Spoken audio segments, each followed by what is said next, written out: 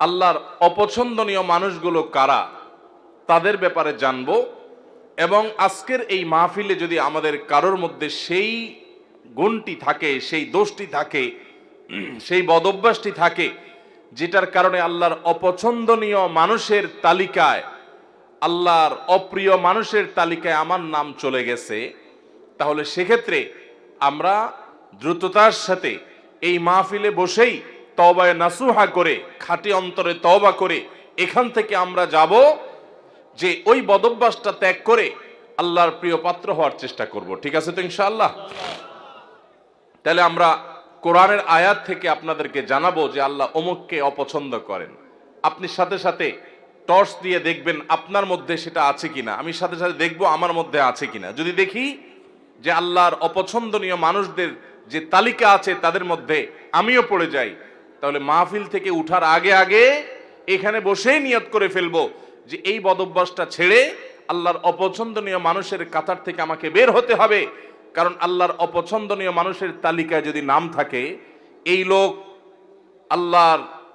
আল্লাহর সৃষ্টি জগতের সবচেয়ে হতভাগা, সবচেয়ে কপাল পোড়া। কারণ আল্লাহ কাউকে অপছন্দ করেন, ঘৃণা করেন, এর মানে হলো তার ঠিকানা জান্নাত না জাহান্নাম।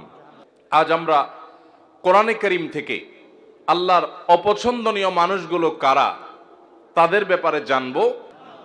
অতএব আল্লাহর অপছন্দনীয় মানুষদের তালিকা জেনে সেই তালিকায় নিজের অন্তর্ভুক্তির কথা যদি আমরা টের পেয়ে যাই, কাল বিলম্ব না করে জানার সঙ্গে সঙ্গে তওবা করব, তওবায়ে নাসুহা করব, খাঁটি অন্তর থেকে তওবা করব যে আল্লাহ আমি এখান থেকে বেরিয়ে এসেছি।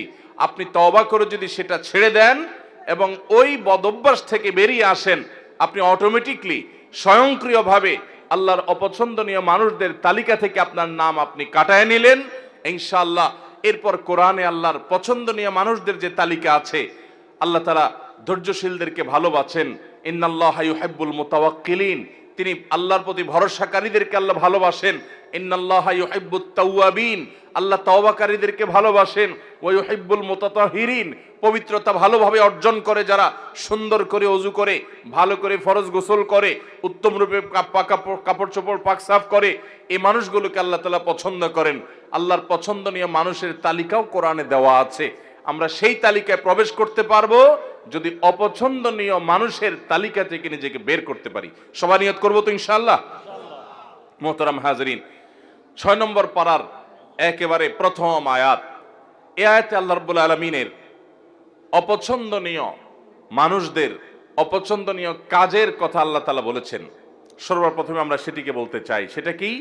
সেটা হলো কোনো মন্দ কথা, কোনো খারাপ কথা, কোনো বাজে কথা, এটা যদি কেউ প্রকাশ করে বেড়ায়, এটা যদি বলে বেড়ায়, এটা বলে জাহেজ, যেটা যদি জাহির করে বেড়ায়, এটা যদি ছড়াছড়ি করে বেড়ায়, তো এটা আল্লাহ অপছন্দ করেন। কারণ কোনো খারাপ জিনিস যদি ছড়াছড়ি করা হয়, তাতে সমাজে ভালো হয় না খারাপ হয়?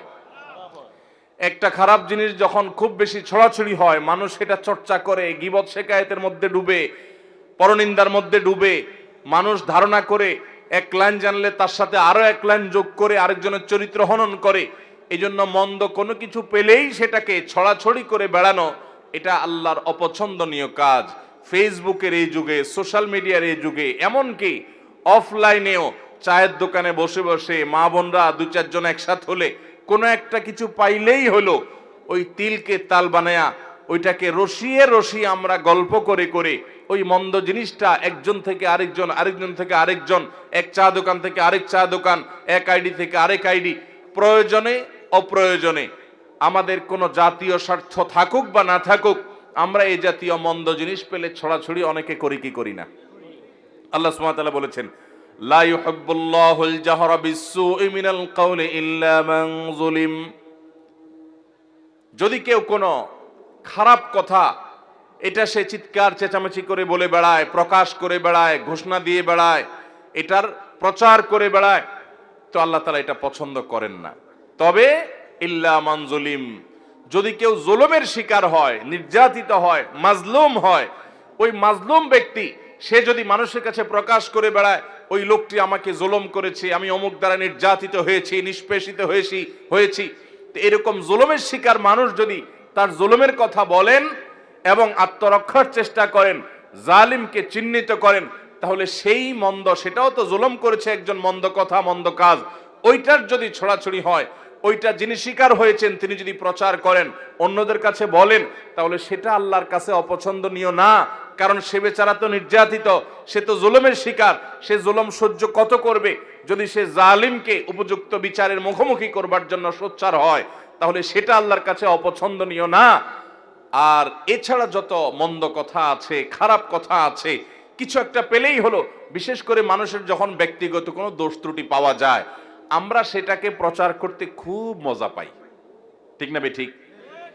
নবী করিম সাল্লাল্লাহু আলাইহি সাল্লাম বলেছেন, তোমার কোন মুসলিম ভাই এমন কোন একটা ভেজালে, বিপদে, ঝামেলাতে পড়েছে যে তার ভুলের কারণে হয়তো মান ইজ্জত যায় যায় এমন একটা জায়গায় বেচারা পড়েছে, চিপায় পড়ে গেছে। এই সময় সে চায় সবাই তাকে যেন সহযোগিতা করে, সাহায্য করে, তার এই দোষটা নিয়ে যেন খুব বেশি বাড়াবাড়ি চর্চা করা করে যেন না হয়, সেটা চায়। ওই সময় যদি কোনো আল্লাহর বান্দা দাঁড়িয়ে ওই ব্যক্তির ইজ্জতকে বাঁচাবার চেষ্টা করে, যে ভুলে হয়ে গেছে, অথবা এরকম জটিল কিছু না, বেচারাকে একটু তার সম্মানটাকে রক্ষা করার চেষ্টা করে, তাহলে সেক্ষেত্রে যে এই উদ্যোগ নিল একজনের ইজ্জতকে বাঁচাবার জন্য, এই বেচারাও, এই লোকটাও তার জীবনে কখনো যদি এরকম বিপদে পড়ে, তাহলে আল্লাহ সুবহানাহু ওয়া তাআলা তার ইজ্জতকে এইভাবে রক্ষা করবেন। নবী করিম সাল্লাল্লাহু আলাইহি সাল্লাম বলেছেন, মান সাতারা মুসলিমা সাতারাল্লাহু লাহু ইয়াউমাল কিয়ামাহ, যে ব্যক্তি কোনো মুসলমানের দোষ গোপন করবে, কিয়ামতের ময়দানে মানব ইতিহাসের সকল সদস্য, আদম আলাইহিস সালাম থেকে নিয়ে কিয়ামত হওয়া পর্যন্ত আগত সকল মানুষ যখন উপস্থিত থাকবে, সবার সামনে ওই ব্যক্তির দোষটাকে আল্লাহ তাআলা ডেকে এনে গোপন করে দিবেন। আল্লাহ ডেকে কাছে এনে আল্লাহ রাব্বুল আলামিন বলবেন, চাদরে আবৃত, আপনি আল্লাহর কাছাকাছি এসেছেন। আল্লাহ সুবহানাহু ওয়া তাআলা বলবেন, বান্দা তুমি অমুক অমুক গুনাহ যে করেছো, আতাযকুরু যামবা কাযা ওয়া যামবা কাযা, তোমার অমুক অমুক পাপ, অমুক অমুক অনাচার, জুলুম, হারাম কাজ যে করেছো, তোমার কি মনে পড়ে? বান্দা বলবে, আল্লাহ অবশ্যই মনে পড়ে, সব তো প্রমাণ এভিডেন্স সহ আছে আল্লাহর কাছে। তখন আল্লাহ বলবেন, দুনিয়াতে সেটা আমি ঢেকে রেখেছিলাম, মানুষের সামনে প্রকাশ করে নাই। মানুষের সামনে তুমি ভালো ছিলা, কিন্তু তোমার তলে তলে এই দোষ ছিল, আমি ঢেকে রেখেছিলাম, প্রকাশ করি নাই। আজকেও ঢেকে রাখলাম, প্রকাশ করলাম না, তোমাকে মাফ করে দিলাম। আল্লাহর পক্ষ থেকে এই বিশাল বড় নেয়ামতটা ভাই, আপনার, আমার, ওনার আমাদের সবার প্রয়োজন ভাই। আমাদের দোষ ত্রুটি যদি সব আল্লাহ তাআলা প্রকাশ করে দেন, আমরা রাস্তায় চলতে পারবো না। কি বলেন? রাস্তায় চলার উপায় থাকবে? আপনার ছেলে মেয়ের সামনে, আপনার ভাই বোনের সামনে, আপনার মা বাবার সামনে, আপনার বন্ধু বান্ধবের সামনে আপনার সকল দোষ ত্রুটি, নাড়ি ভুড়ি সব যদি আল্লাহ তাআলা প্রকাশ করে দেন, এক মুহূর্ত পৃথিবীতে টিকা সম্ভব হবে? তাহলে কিয়ামতের ময়দানে আল্লাহ যদি আমাদের দোষ গোপন না করে প্রতিটা দোষ যদি প্রকাশ করেন, এর চাইতে বড় শাস্তি, এর চাইতে বড় আযাব আর কি হতে পারে?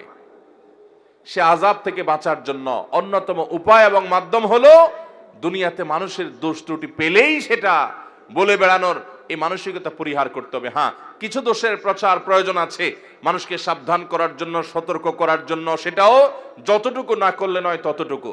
এর বাইরে মানুষের দোষ নিয়ে অহেতুক চর্চা করে বেড়ানো, বিশেষ করে আবারও বলছি, ফেসবুকের এই যুগে, টুইটার, সোশ্যাল মিডিয়ার এই যুগে, টিকটকের এই যুগে, কিছু একটা পেলেই হলো এক শ্রেণীর ভাইরা আছি আমরা ওইটা নিয়ে রাস্তায় ঝাঁপায় পড়ি। আল্লাহ আমাদের সবাইকে হেদায়েত দান করুন। তাহলে এক শ্রেণীর মানুষের কথা জানলাম, যাদেরকে আল্লাহ তাআলা অপছন্দ করেন, আল্লাহ তাদের পছন্দ করেন না। আল্লাহ বলেছেন, ইন্নাল্লাহা লা ইউহিব, ইন্নাহু লা ইউহিব বা লা ইউহিব্বুল্লাহ, আল্লাহ তাআলা অপছন্দ করেন কাদেরকে? লা ইউহিব্বুল্লাহুল জাহরা বিসসুই মিনাল কাওলি ইল্লা মান যুলিম, কোন খারাপ কথা এটাকে যে চিৎকার করে বেড়ায়, প্রকাশ করে বেড়ায়, ঘোষণা দিয়ে বেড়ায়, এটাকে আল্লাহ অপছন্দ করেন। তাহলে কোনো খারাপ জিনিসের ছড়াছড়ি করা যাবে? করা যাবে না। আল্লাহ আমাদেরকে এই হারাম কাজ থেকে, এই নাজায়েজ কাজ থেকে, এই গুনাহের কাজ থেকে বেঁচে থাকার তৌফিক দান করুন। যেই গুনাহ যত ভয়াবহ, শয়তান ওইটা আমাদের কাছে তত মজাদার করে দেয়। তাহলে একটা জানলাম আমরা, খারাপ জিনিসের ছড়াছড়ি, খারাপ কথা, খারাপ বিষয়, খারাপ ঘটনা, এগুলার অপ্রয়োজনীয় বিশেষ কোনো স্বার্থ বা যৌক্তিক কারণ ছাড়া ওইটার ছড়াছড়ি আল্লাহ তাআলা পছন্দ করেন না। এক নাম্বার 2, সীমা লঙ্ঘনকারীকে আল্লাহ তাআলা পছন্দ করেন না। আল্লাহ বলেছেন ইন্নাল্লাহা লা ইউহিব্বুল মুতাদিন। আল্লাহ তাআলা সীমা লঙ্ঘনকারীকে পছন্দ করেন না। ভাইরা আমার, সীমা লঙ্ঘনকারী কারা? সীমা লঙ্ঘনকারী হলো ওই ব্যক্তিরা যাদের জন্য আল্লাহ তাআলা সীমানা ঠিক করে দিয়েছেন, সেই সীমানা ক্রস করে চলে যায়। আপনি দেখা দিতে পারবেন অমুক অমুক অমুক অমুক নারীর সাথে, যাদের সাথে আপনার রক্তের সম্পর্ক আছে, নিজের স্ত্রী ছাড়া তাদের সাথে আপনি দেখা দিতে পারবেন। এছাড়া আপনার যাদের সাথে দেখা দেওয়া জায়েজ, মাহরাম, তাদের সাথে আপনি দেখা দিতে পারবেন। এটা আল্লাহর সীমানা। এর বাইরে বাকিদের সাথে দেখা দেওয়া যাবে যাবে না। এটা হলো আল্লাহর সীমানা।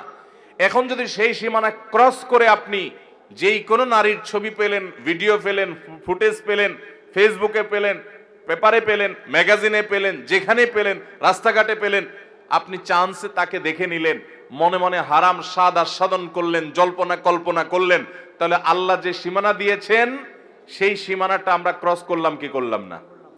আল্লাহ যাদের সম্পর্কে, যাদের সাথে দেখা দেওয়াকে জায়েজ করেছেন, তাদের গণ্ডি ওভারটেক করে যাদের সাথে দেখা দেওয়ার অনুমতি আল্লাহ দেন নাই, আপনি সেখানেও গিয়ে দেখেছেন, তাহলে সীমানা ক্রস করছেন কি করেন নাই? এটা হলো সীমা লঙ্ঘন। সীমা লঙ্ঘনের আরো বহু দিক আছে। তাহলে আল্লাহ যেগুলোকে হারাম করেছেন সেগুলোতে লিপ্ত হলে সেটা হলো সীমা লঙ্ঘন। আমাদের সমাজে কিয়ামতের আগে আরো কত কিছু দেখা যাবে ভাইরা। যারা সীমা লঙ্ঘন করে তারা বরং উল্টা যারা সীমা লঙ্ঘন করে না তাদেরকে সীমা লঙ্ঘনের কথা অনেক সময় বলে। যেমন আপনি পাবলিক পরিবহনে যাচ্ছেন, একজন যুবক বা দুজন যুবক একসাথে যাচ্ছে, ঝাঁকানাকা গান ফুল ভলিউমে মোবাইলে বাজায় দিয়া নাচতে নাচতে যাচ্ছে।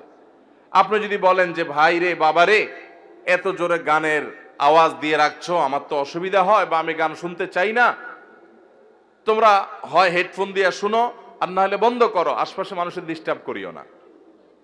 আল্লাহ এটাকে হারাম করেছেন, তুমি মুসলমানের সন্তান না, তাহলে তুমি এটা শুনিও না।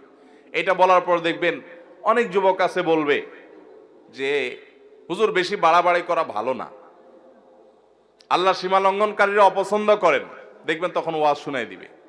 আছে না না এরকম লোক?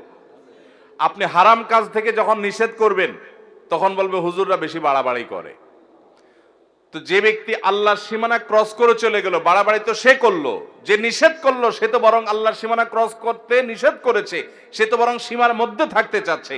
অতএব সীমা লঙ্ঘন করা যাবে না, আল্লাহর সীমার মধ্যে থাকতে হবে। ঠিক একইভাবে আল্লাহ যা হালাল করেছেন সেটাও অনেকে হারাম করে, আল্লাহ যা বলেন নাই নিজে থেকে সেটাও অনেকে বলে, এগুলো সবগুলো সীমা লঙ্ঘনের শামিল। তাহলে দ্বিতীয় প্রকার মানুষ যাদেরকে আল্লাহ অপছন্দ করেন তারা হলো সীমা লঙ্ঘনকারী। আল্লাহ আমাদেরকে সকল প্রকার সীমা লঙ্ঘন থেকে, আল্লাহর হদ এবং সীমানাকে অতিক্রম করা থেকে আল্লাহ তাআলা আমাদেরকে বেঁচে থাকার তৌফিক দান করুন। তাহলে আল্লাহর কোন সীমানা লঙ্ঘন করব না। নাম্বার 3, যারা খেয়ানত করে, আমানত দিলে আমানত রক্ষা করে না, আমানত নষ্ট করে, পাপিষ্ঠ খারাপ মানুষ, গুনাহ করে বেড়ায়, নাজায়েজ কাজ করে বেড়ায়, কোনো ভয় নাই তার অন্তরে, এই মানুষগুলোকেও আল্লাহ তাআলা পছন্দ করেন না। কোরআনে কারীমে আল্লাহ রাব্বুল আলামিন তাদের সম্পর্কে বলেছেন ইয়ামহাকুল্লাহুর রিবা ওয়া ইউরবিস সাদাকাত। আল্লাহ তাআলা রিবা এটাকে ধ্বংস করবেন, সুদকে ধ্বংস করেন, আর সাদাকাতকে আল্লাহ রাব্বুল আলামিন বাড়িয়ে দেন। ওয়াল্লাহু লা ইউহিব্বু কুল্লা কাফফারিন আযীম। আর সকল আল্লাহ তাআলা অবিশ্বাসীকে, কাফিরকে, বেঈমানকে, আল্লাহর প্রতি যাদের ঈমান নাই তাদেরকে, এবং পাপিষ্ঠ খারাপ মানুষকে আল্লাহ তাআলা অপছন্দ করেন, তাদেরকে আল্লাহ তাআলা পছন্দ করেন না। আল্লাহ তাআলা আরো বলেছেন ইন্নাল্লাহা লা ইউহিব্বু মান কানা খাওয়ানান আযীমা।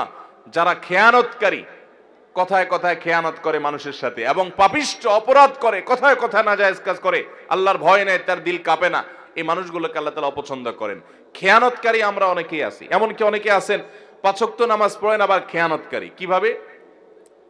আপনার কাছে কেউ কোনো টাকা পয়সা রেখেছে, আপনি সেটা ভেঙে ফেলেছেন, এবার যখন যিনি জমা রেখেছেন চেয়েছেন দিচ্ছি দেব করে টালবাহানা করছেন। এই যে আমানত রাখার পরে টাকাটা ভেঙে ফেলেছেন, এটার নাম খেয়ানত।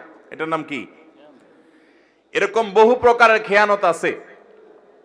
আপনার প্রতিবেশী মেয়ে, তাদের প্রতি আপনি চোখ চুরি করে, আপনি বাঁকা করে তাদের দিকে তাকালেন, তাদের সৌন্দর্য অবলোকন করলেন, চালাকি করে করে দেখলেন, আপনি খেয়ানত করলেন।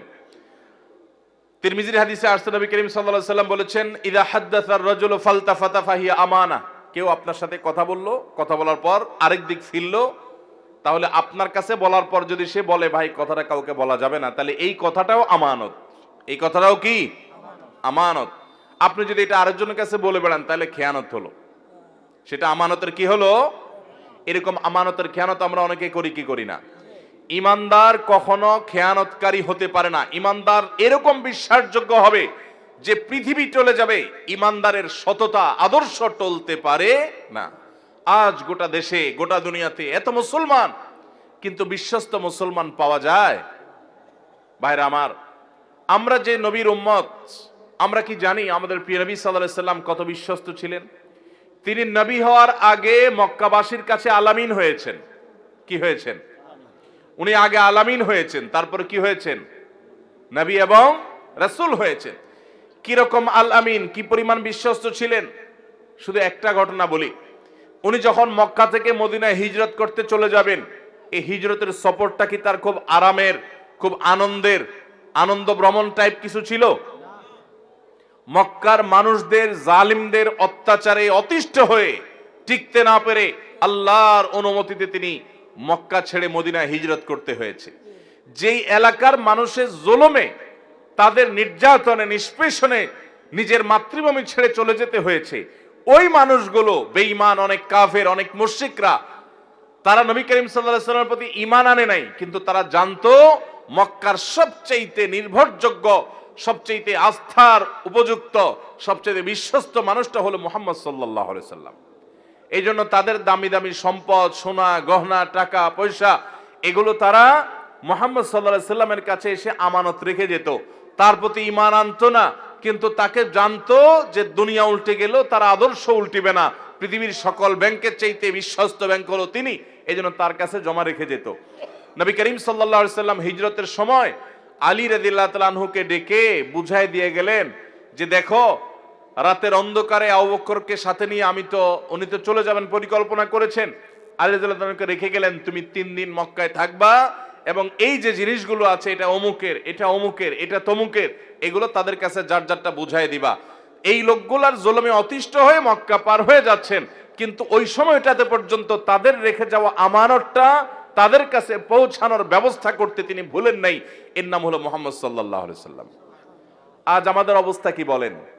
দোকান থেকে বাকি খেলে ওই দোকানের সামনে দিয়ে আর হাঁটি না, অন্য দোকান থেকে নগদ খাই, ওই দোকানের ধারে কাছেও যাই না। এ হলো আমাদের ইমানের অবস্থা, এ হলো আমাদের বিশ্বাসের অবস্থা, এ হলো আমাদের আস্থার অবস্থা।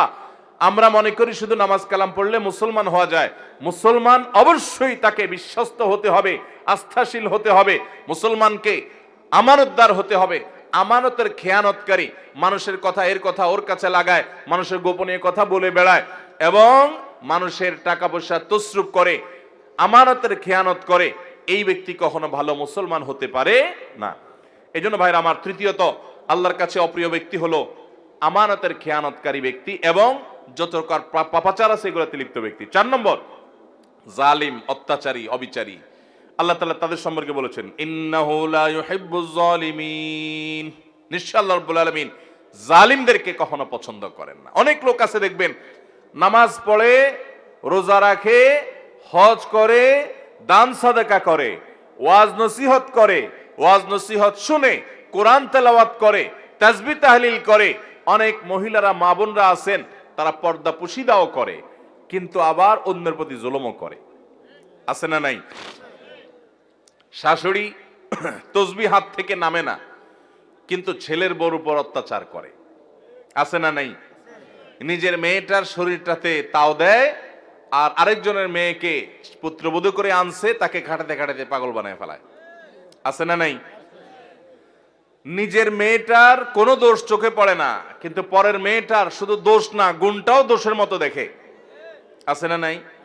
অনেক শ্বশুর আছেন কপালে দাগ পড়ে গেছে সেদ্ধা দিতে দিতে, কিন্তু জুলুম করেন, নানাভাবে জুলুম করেন। জমিতে যখন তিনি চাষাবাদ করতে যান আরেকজনের আইল ঠেলেন, জমি বাড়ান। আছে না নাই? ভাইরা আমার, অনেক ভাইরা আছি আমরা দুর্বল পেলে, গরিব মানুষ পেলে তাদের উপরে চড়াও হই, তাদের উপরে অত্যাচার করি, তাদের হক নষ্ট করি, তাদের উপরে জুলুম করি। মনে রাখবেন, জুলুম এত ভয়াবহ অপরাধ, এত ভয়াবহ অপরাধ, কিয়ামতের ময়দানে কোন চতুষ্পদ জন্তু তারা কি আমাদের মতো তাদের আমলের কোনো হিসাব নিকাশ হবে? গরু, ছাগল, হাঁস, মুরগি, যত রকমের আল্লাহর সৃষ্টি আছে মানুষ ছাড়া, জিন ছাড়া, তাদের কোনো হিসাব নিকাশ হবে? আল্লাহ তাআলা হাঁস মুরগিকে বলবেন যে কি পরিমাণ খাইছো, হালাল খাইছো না হারাম খাইছো, হিসাব দিয়ে যাও। এরকম কোন কথা আছে কোরআন হাদিসে? হাঁস মুরগি যদি আরেকজনের ঘরে যায়া তার প্লেট থেকে ভাত খেয়ে চলে আসে, কিয়ামতের ময়দানে আল্লাহ তাদেরকে জাহান্নামের শাস্তি দিবেন এমন কোনো কথা আছে? কারণ তাদের এইসব হিসাব নিকাশ নাই, এগুলো হবে মানুষের। কিন্তু ভাইরা আমার, জুলুম এরকম একটা অপরাধ, এরকম একটা গুনাহ, জীবজন্তু পশু পাখিরাও যদি একজন আরেকজনের প্রতি জুলুম করে, কিয়ামতের ময়দানে শুধু ওই একটা অপরাধের বিচার তাদের হবে।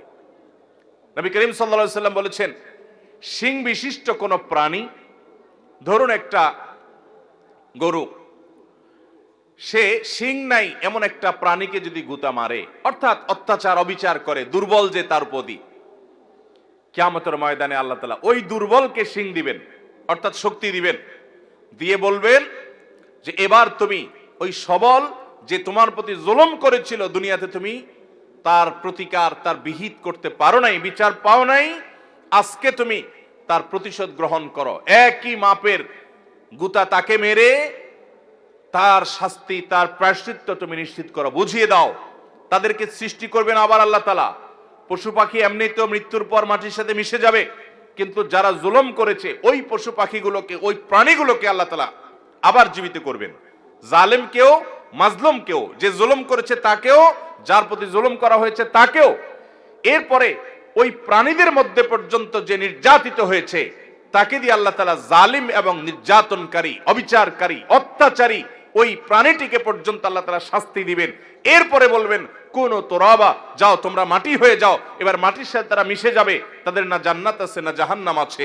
ভাইরা আমার, জুলুম এত ভয়াবহ অপরাধ, এত ডেঞ্জারাস বিষয় যে আল্লাহ সুবহানাহু ওয়া তাআলা পশু পাখিদের কোনো হালাল হারামের বাজ বিচার করবেন না, তাদের অন্য কোন বিষয়ের কোন হিসাব নিকাশ নেবেন না। কিন্তু তারাও যদি জুলুম করে আল্লাহ রাব্বুল আলামিন এইভাবে পাকড়াও করবেন। তাহলে মানুষ হয়ে যদি আপনি কারোর প্রতি জুলুম করেন, কারোর প্রতি অবিচার করেন, কারোর প্রতি অত্যাচার করেন, আপনি নিশ্চিত থাকেন আপনি যত ইবাদত বন্দেগী করেন, আপনি যত তাসবিহ তাহলিল করেন, আপনি যত ওয়াজ মাহফিল শুনেন, আপনি যত লম্বা লম্বা কথা বলেন, আপনি যত নেক আমল করেন না কেন, জালিম এবং অত্যাচারীর অত্যাচার অবিচারের বিচার হওয়া ছাড়া আল্লাহ তাআলা একটি কদম কিয়ামতের ময়দানের সামনে যেতে দিবেন না। ভাইরা আমার, নবী করিম সাল্লাল্লাহু আলাইহি সাল্লাম বলেছেন, সেদিন আসার আগে নিজেদের মধ্যকার দেনা পানা, কাউকে জুলুম করেছো, কাউকে গালি দিয়েছো, কারোর প্রতি অবিচার করেছো, এগুলোর বিচার, এগুলোর বিহিত, এগুলোর ক্ষমা চাওয়া, এগুলোর সব ঝামেলা চুকায় নাও সেদিন আসার আগে, যেদিন কেউ কারোর কোনো উপকারে আসবে না, কেউ কাউকে ছাড় দিবে না। ভাইরা আমার, নবী করিম সাল্লাল্লাহু আলাইহি সাল্লাম সাহাবীদেরকে জিজ্ঞাসা করেছেন, আতাদরুনা মানিল মুফলিস, তোমরা কি জানো সবচেয়ে বড় ভিখারি কে? সাহাবীরা বললেন, আল মুফলিসু ফিনা মাল্লা দিনার লাহু ওয়ালা দিরহামা। হে আল্লাহর রাসূল, যার কোনো টাকাও নাই, পয়সাও নাই, আমরা জানি সেই সবচেয়ে ভিখারি, সেই সবচেয়ে হতভাগা।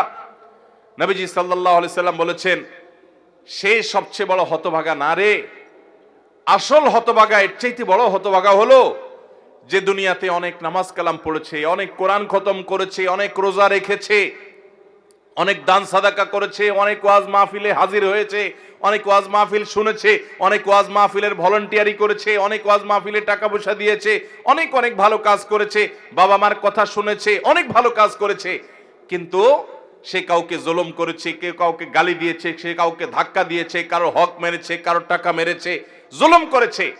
কিয়ামতের ময়দানে সকল পাওনাদার হাজির হবে, একজন একজন করে সবার পাওনার বিচার আল্লাহ করবেন। এবং ওই দিন তার তো আর টাকা পয়সা দেওয়ার মতো থাকবে না। ওই পশু পাখিদের মতো আল্লাহ তাআলা বলবে না তুমিও একটা ধাক্কা দিয়ে দাও। আল্লাহ তাআলা তার নেকামল যেগুলো কষ্ট করে সে আনছে ওইগুলো পাওনাদারকে দিয়ে বুঝে বিদায় করবেন। এভাবে দিতে দিতে তার নেকামল শেষ হবে, পাওনাদার শেষ হবে না। এবার পাওনাদারদের পাপের বোঝা তার মাথায় দিয়ে তারপর তাকে জাহান্নামে নিক্ষেপ করবেন।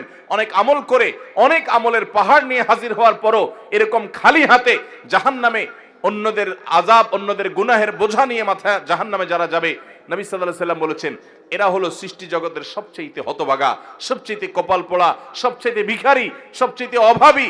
এই রিক্ত এরকম অসহায় মানুষগুলো তারাই হবে যারা দুনিয়াতে জুলুম করে, জুলুমের বিহিত করা ছাড়া দুনিয়া থেকে গেছে। আল্লাহ তাআলা আমাদেরকে জুলুম থেকে বেঁচে থাকার তৌফিক দান করুন। আল্লাহ তাআলা হাদিসে কুদসিতে বলেছেন ইন্নী হারামতু যুলমা আলা নাফসি। ও বান্দারা, আল্লাহ বলছেন যে আমি নিজের প্রতি নিজে জুলুমকে হারাম করে দিয়েছি। ওয়ামা রাব্বুকা বিযাল্লামিল লিল আবিদ। তোমাদের রব তার কোন বান্দার প্রতি কোন প্রকার জুলুম করবেন না, কোন প্রকার জুলুম করবেন না। আল্লাহ বলেছেন আমি নিজের প্রতি নিজে জুলুমকে হারাম করে দিয়েছি, অতএব তোমরাও একে অন্যের প্রতি খবরদার জুলুম করবে না।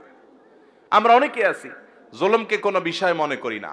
কত জালিম, কত অত্যাচারী, কত মানুষের চোখের পানি ফেলছে, কত মানুষের কষ্টের কারণ হচ্ছে। বিশেষ করে আমার যুবক ভাইদেরকে বলতে চাই, সে সকল ভাইদেরকে, বোনদেরকে বলতে চাই যাদের গায়ে জোর আছে, যাদের শক্তি আছে, বল আছে, পাওয়ার আছে, ক্ষমতা আছে, দাপট আছে, টাকার জোর, ক্ষমতার জোর, কলমের জোর, হাই হ্যালোর জোর আছে, এই জোরের চোটে যার সাথে আপনার শত্রুতা আছে তার গোষ্ঠী উদ্ধার করলেন, তাকে দমন করলেন, তাকে মামলা দিলেন, তাকে হামলা দিলেন, তাকে জেল জুলুমের শিকার করলেন, তাকে নানাভাবে কষ্ট দিলেন। মনে করছেন আল্লাহ তাআলা দেখছেন না? মনে করছেন আল্লাহ তাআলা ভুলে যাবেন? আপনার রব লা ইয়াদিল্লু ওয়ালা ইয়ানসা, তিনি কোনো কিছু ভুলে যান না। আপনি আপনার রবকে এরকম মনে করবেন আল্লাহ তাহসাবান্নাল্লাহা গাফিলা, জালিমরা যা করছে এগুলোর সম্পর্কে আল্লাহ উদাসীন, কিছুই দেখছেন না, এরকমটি মনে করবেন না। আল্লাহর কসম, প্রতিটি জুলুমের বিচার কিয়ামতে আল্লাহ তাআলা অবশ্যই করবেন। ভাইরা আমার, কয়েকজন যুবক যখন একসাথে হয়, দুই যুবক একসাথে যখন রিকশা উঠে, রিকশাওয়ালা বেচারা একটু থেকে আধটু যদি করে, একটু বেশ কম করে, বাপের বয়সী হলেও যায় কলার ধরতে। কারণ দুই দোস্ত একসাথে আছে, কলেজে পড়ে, শরীরে একটা ভাব চলে আসে, ঠিক না ভাই? ঠিক। আপনি যে রিকশাওয়ালাকে একটা ধাক্কা দিয়ে গেছেন, একটা ঘুষি, একটা থাপ্পড়, একটা গালি দিয়ে চলে গেছেন, বেচারা তো ভয়ে কিছু বলে নাই, কলেজের ছাত্র মারবে, কয়েকজন একসাথে আছে, কিছু বলে নাই। ভাই, আপনি কি জানেন এই রিকশাওয়ালাকে আপনি এক সময় টর্চ লাইট দিয়ে খুঁজে আর পাবেন না। 10 বছর 20 বছর পরে যখন আপনার এই অপরাধের কথা স্মরণ হবে যে আমি তো আমার যৌবনে কলেজে পড়াকালীন সময় একজন রিকশাওয়ালার প্রতি অবিচার করেছিলাম, জুলুম করেছিলাম, এখন একটু মাপ চাই, ওই চেষ্টা করলেও তো খুঁজে আর লোকটাকে বের করতে পারবেন না। আপনি বের করতে পারেন না দেখে কি আল্লাহ বের করতে পারবেন না?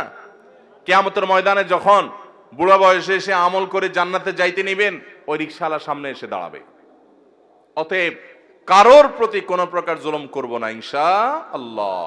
শয়তানের প্ররোচনায় প্ররোচিত হয়ে যদি কারোর প্রতি জুলুম হয়ে যায়, ভাইরা আমার, তাহলে সাথে সাথে যখনই সম্বিত ফিরে আসবে, ঈমানি চেতনা জেগে উঠবে, সাথে সাথে বিলম্ব না করে তার কাছে করজোড় করে মাপ চাইবেন। ভাই, অন্যায় হয়ে গেছে, আমাকে মাফ করে দেন। ভাই, আমি আপনাকে একটু শক্ত কথা বলে ফেলেছি, আল্লাহর ওয়াস্তে মাফ করে দেন। আপনি যদি দুনিয়াতে মাপ চেয়ে নেন, আপনার লেটা চুকে গেল, মামলা খালাস হয়ে গেল। না হলে মনে রাখবেন, হাজার হাজার এরকম জুলুমের মামলা আপনার বিরুদ্ধে দায়ের হয়ে আছে, কিয়ামতের ময়দানে কোনো আমল কিন্তু কুলাবে না। বেশি আমল করতে পারেন আর না পারেন, অনেক তাসবিহ তেলাওয়াত করতে পারেন আর না পারেন, অন্তত কোনো মানুষের প্রতি কখনো জুলুম করবেন না। ঠিক আছে তো ইনশাআল্লাহ? যুবক ভাইয়েরা, শক্তিকে নিয়ন্ত্রণ করব তো ইনশাআল্লাহ? কয়েকজন বন্ধু একসাথে যখন বাসে উঠেন, কন্ট্রাক্টর বেচারা যা ভাড়া দেয়, 5-6 জন কলেজের ছাত্র, ইউনিভার্সিটির ছাত্র একসাথে থাকলে দেখলে আর বেশি বাড়াবাড়ি করে না। যদি বেশি বাড়াবাড়ি করে, চোখ গোরানি দিলে বেচারা মনে করে থাক, যান বাঁচাই। আছে না নাই? 10 টাকা 20 টাকা 50 টাকা কম দিয়ে চলে আসলেন, বেচারা ভয়ে কিছু বলে নাই। আপনি মনে করছেন শেষ এখানে, এই মামলা এখানে শেষ নাকি এখান থেকে শুরু? এই মামলা ফাইল হয়ে গেছে আল্লাহর আদালতে, আপনি টেরও পান নাই। কিয়ামতের ময়দানে এটা খোলা হবে। ভাইরা আমার, জুলুমের বিচার শুরু হলে রক্ষা হবে না। এই জন্য জুলুম থেকে বাঁচবো তো ইনশাআল্লাহ। আয-যুলমু যুলুমাতুন ইয়াওমাল কিয়ামা, কিয়ামতের দিন জুলুম বহুমুখী অন্ধকার হয়ে আসবে। শ্বশুর বৌমার প্রতি, শাশুড়ি বৌমার প্রতি, বা বৌমা, আজকাল অনেক সময় অনেক বৌমা শ্বশুর শাশুড়ির প্রতি জুলুম করে। অনেক বৌমা দেখা যায় দেবর ননদদের প্রতি জুলুম করে, স্বামীকে তাদের সঙ্গে মিশতে দেয় না, টাকা পয়সা দিতে দেয় না, তারা জুলুম করে। আবার অনেক সময় দেখা যায় শ্বশুর শাশুড়ি বৌমার উপর জুলুম করে, প্রতিবেশীর উপরে জুলুম করে, মালিক অধীনস্থের উপরে জুলুম করে, অধীনস্থ মালিকের প্রতি জুলুম করে, বাপ সন্তানের প্রতি জুলুম করে, সন্তান বাবার প্রতি জুলুম করে, ভাই বোন পরস্পরের প্রতি জুলুম করে, কাস্টমার মালিক দোকানদারের প্রতি, দোকানদার কাস্টমারের প্রতি, এরকম নানা শ্রেণী পেশার মানুষ শাসক প্রজাদের প্রতি, প্রজারা শাসকদের প্রতি জুলুম করে কি করে না? আল্লাহ আমাদের সব ধরনের জুলুম থেকে বেঁচে থাকার তৌফিক দান করুন। তাহলে 4 নম্বর আল্লাহর অপ্রিয় অপছন্দনীয় মানুষ হলো জালেম। আমরা জানলাম আমার মধ্যে যদি জুলুম থাকে আমি আজকেই তওবা করব, আল্লাহ আমাদেরকে তৌফিক দান করুন। নাম্বার 5, অহংকারী, দাম্ভিক। অহংকারী মানুষকে আল্লাহ তাআলা অপছন্দ করেন। আল্লাহ তাআলা বলেছেন, ইন্নাল্লাহা লা ইউহিব্বু মান কানা মুখতালান ফখুরা, যারা গর্ব করে বেড়ায়, অহংকার করে বেড়ায়, এই মানুষগুলোকে আল্লাহ তাআলা পছন্দ করেন না। আল্লাহর ঘৃণিত, আল্লাহর অপছন্দনীয় মানুষেরা যারা অহংকার করে। আমাদের সমাজে এরকম অহংকারের রোগ আমাদের অনেকের মধ্যে আছে, সেটাকে আমরা রোগ মনে করি না, ওইটাকে আমরা আত্মসম্মান মনে করি। আত্মসম্মান না, অহংকার এক জিনিস আর আত্মসম্মান আরেক জিনিস। আপনি নিজেকে বড় করলেন, বড় মনে করলেন, ভাবসাব নিয়ে রাস্তাঘাটে গেলেন, একটু বড় লোকের ছেলে, ক্ষমতাবান মানুষের ছেলে, আপনার চলাফেরার ভিতরে একটা ভাবসাব আসলো, বাকিদেরকে মানুষ মনে করলেন না, এটা হলো অহংকার। এই অহংকারটা আমাদের মধ্যে আছে না নাই? কারোর কাছে জ্ঞানের অহংকার আছে, কারোর কাছে পয়সার অহংকার আছে, কারোর ক্ষমতার অহংকার আছে, কারোর নাম যশ খ্যাতির অহংকার আছে। ও মালিক, আপনি আমাদের অন্তরকে অহংকার থেকে ধুয়ে মুছে পরিষ্কার করে দিন। যার অন্তরে বিন্দু পরিমাণ, জাররা পরিমাণ অহংকার থাকবে, সরিষার দানা পরিমাণ অহংকার থাকবে, ওই ব্যক্তিকে আল্লাহ রাব্বুল আলামিন জান্নাতে প্রবেশ করা হারাম করে দিয়েছেন। নো এন্ট্রি, তার জান্নাতে প্রবেশের কোনো সুযোগ নেই। ভাইরা আমার, আল্লাহর হাবিব সাল্লাল্লাহু আলাইহি সাল্লাম আল্লাহর কাছে বিনয়ী হওয়ার জন্য দোয়া করেছেন। আমাদেরকে বিনয়ী হওয়ার চেষ্টা করতে হবে। আমাদের নবীজি সাল্লাল্লাহু আলাইহি সাল্লাম বিনয়ী ছিলেন। বিনয়ী মানুষকে আল্লাহও ভালোবাসেন, বান্দারাও ভালোবাসেন, মানুষও পছন্দ করে। নরম মানুষ, ভদ্র মানুষ, বিনয়ী মানুষ। অহংকারী, দাম্ভিক এবং খুব বেশি গর্ব করে বেড়ায়, দাপট দেখায় বেড়ায়, এই মানুষগুলোকে মানুষও পছন্দ করেন না, আল্লাহও পছন্দ। অতএব মাটির মানুষ হব, চলাফেরায়, আচার আচরণে, কথায় যেন কোনো অবস্থাতে অহংকার প্রকাশ না হয়। আল্লাহ রাব্বুল আলামিন হাদিসে কুদসিতে বলেছেন, অহংকার হলো আমার চাদর। আল্লাহ বলছেন, এই অহংকার যদি কেউ করে তাহলে সে আমার চাদর নিয়ে টানাটানি করে, আর যে আমার চাদর নিয়ে টানাটানি করে আল্লাহ রাব্বুল আলামিন তাকে ছিঁড়ে ফেলবেন, তাকে জাহান্নামে নিক্ষেপ করবেন, তার জন্য জান্নাত হারাম। অতএব অহংকার করা যাবে না। আল্লাহ আমাদেরকে বিনয়ী হওয়ার তৌফিক দান করুন। 6 নম্বর হলো যারা সমাজে ফাসাদ সৃষ্টি করে। ফাসাদ সৃষ্টি করে, ফাসাদের মধ্যে সবচেয়ে বড় ফাসাদ অনেক মুফাসসিরদের মতে কাবিরা গুনাহ যারা লিপ্ত হয়, শিরকে যারা লিপ্ত হয়, শিরক করে, এটা বড় ফাসাদ। ঠিক একইভাবে দুনিয়াতে শান্তি নষ্ট করে যারা, দেখবেন অনেক লোক আছে দাঙ্গা হাঙ্গামা, গন্ডগোল, ফাসাদ, মারামারি, কাটাকাটি, এগুলোই তাদের ভালো লাগে, ফাসাদ করতে ভালো লাগে, শান্তি ভালো লাগে না। আল্লাহ বলেছেন, ইন্নাল্লাহা লা ইউহিব্বুল মুফসিদিন, আল্লাহ তাআলা ফিতনা এবং ফাসাদকারী মানুষকে পছন্দ করেন না। এটা হলো 6 প্রকারের মানুষ, 6 নম্বর প্রকার। 7 নম্বর হলো ওই সমস্ত মানুষগুলো যারা অহমিকা দেখায়, অহংকার করে, আগে যে ফখর করে, গৌরব করে, বড়াই করে বেড়ায়, তাদেরই মতোই, সেটারই আপনার আল্লাহ রাব্বুল আলামিন ভিন্নভাবে প্রকাশ করেছেন, ইন্নাহু লা ইউহিব্বুল মুস্তাকবিরিন, যারা ইস্তিকবার করে, যারা সত্যকে অস্বীকার করে, অহমিকাবশত মানতে চায় না, আল্লাহ তাআলা তাদেরকে পছন্দ করেন না। 8 নম্বর হলো যারা দুনিয়া পেয়ে এত খুশি হয়ে যায় যে মনে হচ্ছে সে জান্নাত হাতের কাছে পেয়ে গেছে। মানে দুনিয়াদার যখন খুব মারাত্মক পর্যায়ের হয় তখন দুনিয়া পেলেই সে শুধু খুশি হয়, বাস তার কাছে আখিরাতের কোনো দাম নাই। মনে রাখবেন, দুনিয়ার কোনো নেয়ামত পেলে খুশি হওয়াটা দোষের না, কিন্তু আনন্দে আত্মহারা হয়ে গেলেন, এটার মানে হলো আপনার অন্তরে দুনিয়া ভরে গেছে। কথা কি বুঝাতে পারছি?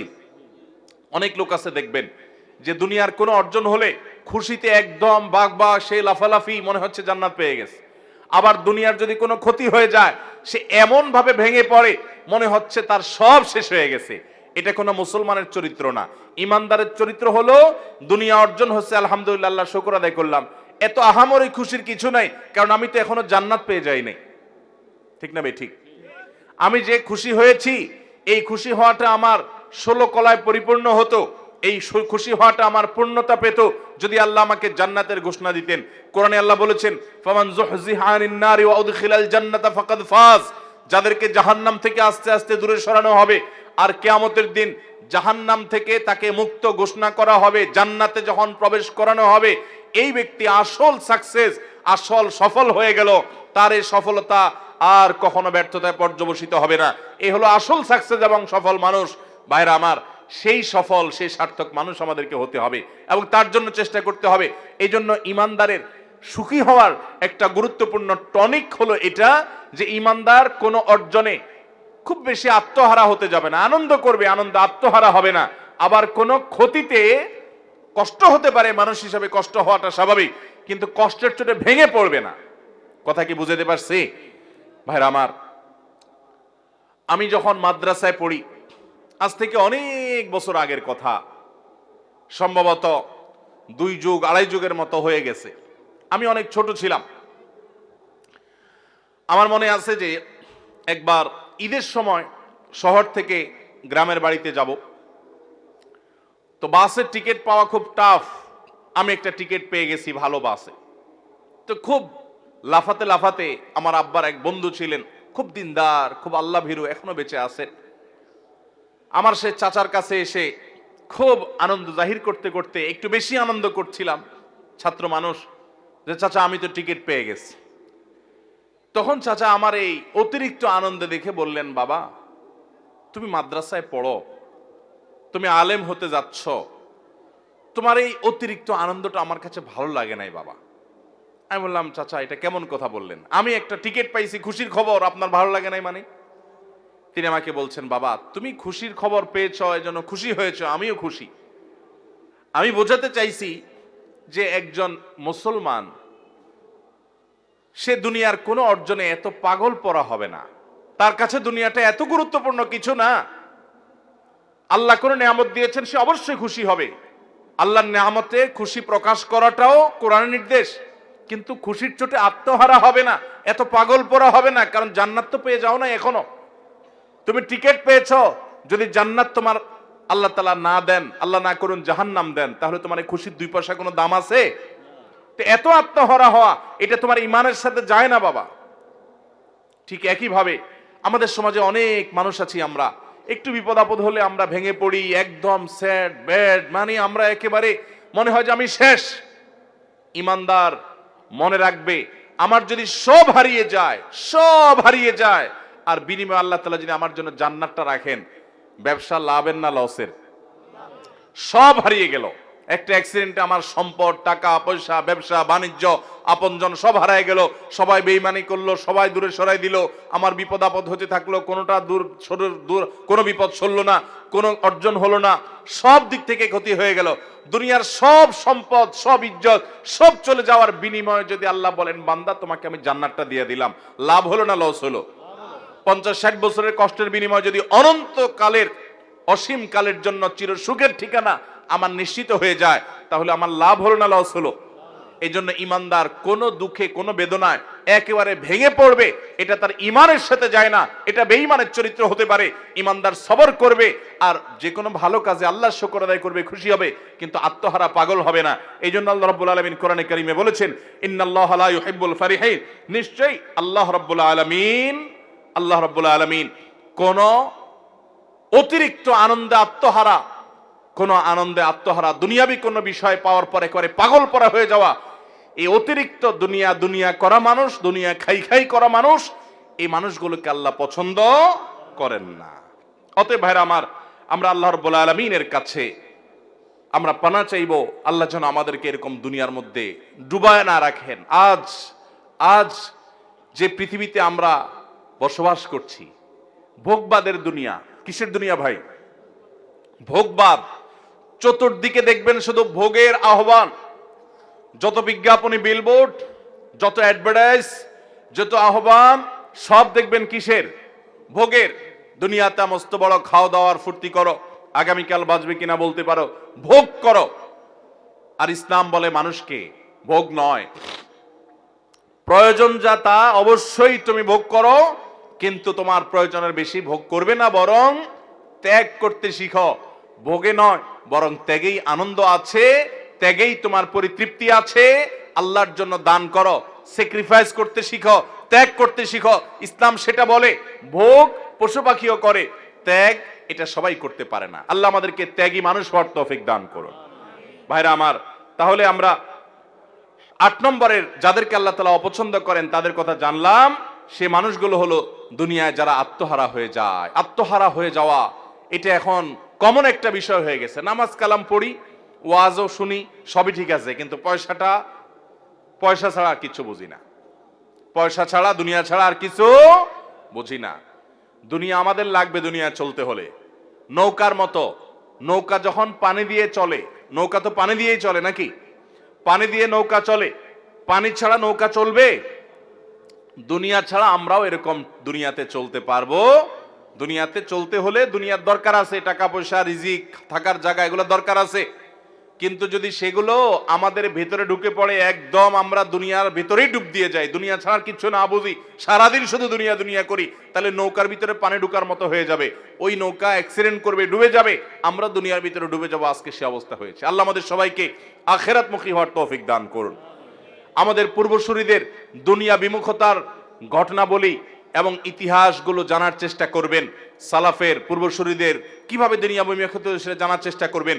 নবী করিম সাল্লাল্লাহু আলাইহি ওয়াসাল্লাম তিনি বলেছেন, দুনিয়া এবং দুনিয়াতে যা কিছু আছে, সারা পৃথিবীর সকল নেয়ামত, সকল নেয়ামতের উপকরণ, ভোগের উপকরণের সবগুলো মিলে আল্লাহর কাছে যদি একটা মাছির ডানা পরিমাণ মূল্যবানও হতো, তো আল্লাহর প্রতি বেঈমান কোন কাফের, কোন মুশরিক, আল্লাহর কোন অবাধ্য নাফরমানকে আল্লাহ রাব্বুল আলামিন এক যোগ পানিও দুনিয়া থেকে পান করতে দিতেন না।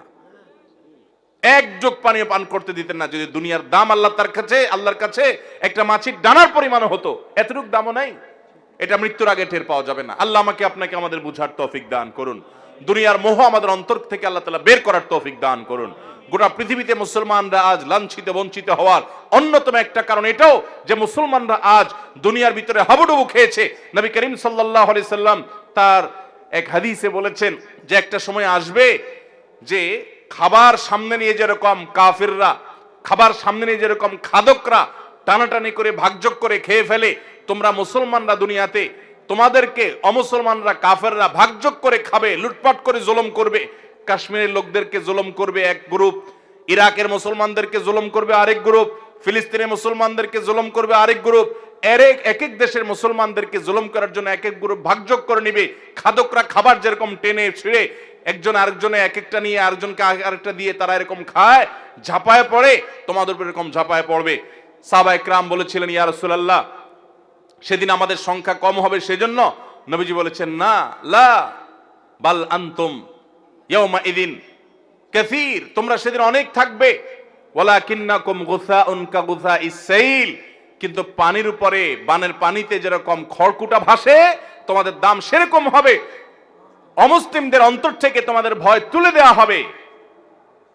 সেটা কি কারণে হবে? নবী করিম সাল্লাল্লাহু আলাইহি সাল্লাম বলেছেন, হুব্বুদ দুনিয়া ওয়া কারাহিয়াতুল মউত, তোমরা মরণকে ভয় করবে। মুসলমান মরণকে এত ভয় করবে না, মৃত্যু হলে তো আমার আল্লাহর সাথে সাক্ষাতের সৌভাগ্য হবে। এবং দুনিয়ার মোহ তোমাদের ভিতরে এমন ভাবে ঢুকে পড়বে যে তোমাদের অবস্থা এরকম হবে। মুসলমান যেদিন দুনিয়ার মোহকে ছুঁড়ে ফেলতে পারবে, সেদিন মুসলমান আবারও দুনিয়াকে জয় করবে। সাহাবায়ে কেরাম তাদের সামনে বিভিন্ন সম্রাটদের স্বর্ণখচিত রাজমুকুট মসজিদে নববীর সামনে এনে ফেলে রাখা হতো। সাহাবায়ে কেরাম দেখে শ্লেষের সাথে, ঠাট্টার সাথে তাকাতেন, উষ্ঠা মারতেন, ওইটাকে দাম দিতেন না। কারণ তারা জানতেন দিন শেষে এটা দুনিয়া, এর একটা শেষ আছে। মুসলমানের দৃষ্টিতে অনেক গভীরে, অনেক দূরে, সে তো জান্নাত পর্যন্ত দেখে, দুনিয়ার এই সামান্য নজর না। আল্লাহ আমাদের সবাইকে সেরকম মানুষ হওয়ার তৌফিক দান করুন। সেজন্য সাহাবীরা গোটা দুনিয়া শাসন করেছেন, গোটা দুনিয়া তাদের পদতলে এসেছে। আজ দুনিয়া খাই খাই করে দেখে আল্লাহ মুখিতার বিপরীতে, আখিরাত মুখিতার বিপরীতে দুনিয়া মুখিতা আজ আমাদেরকে গ্রাস করে ফেলেছে। এজন্য কাফের মুশরিকরা গোটা পৃথিবীকে ভোগবাদী করে তোলার অপচেষ্টা লিপ্ত। তারা জানে মুসলমানদেরকে ভোগবাদী করতে পারলে মুসলমানদেরকে পদানত করা যাবে, হয়েছেও তাই। এজন্য দুনিয়া, অন্তর থেকে দুনিয়ার মোহকে আমাদেরকে বের করতে হবে। আল্লাহ তাআলা সেজন্য বলেছেন ইন্নাল্লাহা লা ইউহিব্বুল ফারিহিন, অতিরিক্ত দুনিয়া নিয়ে খুশি হওয়া, অতিরিক্ত দুনিয়ার মোহে নিজে হাবুডুবু খেয়ে দুনিয়ার জন্য পাগল পরা হওয়া মানুষ, এগুলোকে আল্লাহ তাআলা পছন্দ করেন না। 9 নম্বর যে মানুষগুলোকে আল্লাহ পছন্দ করেন না তারা হলো অপচয়কারী। আল্লাহ বলেছেন ইন্নাহু লা ইউহিব্বুল মুসরিফিন। অপচয় আমাদের মধ্যে আছে না নাই? অপচয় এখন অনেকেই আমরা করি। আমরা মনে করি যে পয়সা করে কিছু হলেই বোধহয় একটু অপচয় না করলে আমার ধনী এবং বড়লোকগিরি জাহির হয় না। অথচ ইমানদার কখনো অপচয় করতে, আল্লাহ তাআলা কোরআনে কারিমে আমাদেরকে বলেছেন যে আল্লাহর নেককার বান্দাদের বৈশিষ্ট্য, ইবাদুর রহমানের বৈশিষ্ট্য হলো ওয়াল্লাযীনা ইযা আনফাকু লাম ইউসরিফু ওয়া লাম ইয়াকতুরু ওয়া কানা বাইনা যালিকা কাওয়ামা। আল্লাহর রহমানের বান্দা হলেন তারা যারা যখন খরচ করে না অপচয় করে, অপব্যয় করে না, তারা কৃপণতা করে। নবী করিম সাল্লাল্লাহু আলাইহি ওয়াসাল্লাম কৃপণতা থেকে পানাহ চেয়েছেন, আল্লাহুম্মা ইন্নী আউযু বিকা মিনাল বুখলি ওয়াল জুবন। আল্লাহ, আপনার কাছ থেকে আমি পানাহ চাই বখল থেকে, কৃপণতা থেকে। আল্লাহ রাব্বুল আলামিন আমাদেরকে মধ্যমপন্থী হওয়ার তৌফিক দান করুন। ব্যয়ের ক্ষেত্রে মধ্যম পন্থা অবলম্বন করতে হবে, অপচয় করা যাবে না, অপব্যয় করা যাবে না। 10 নম্বর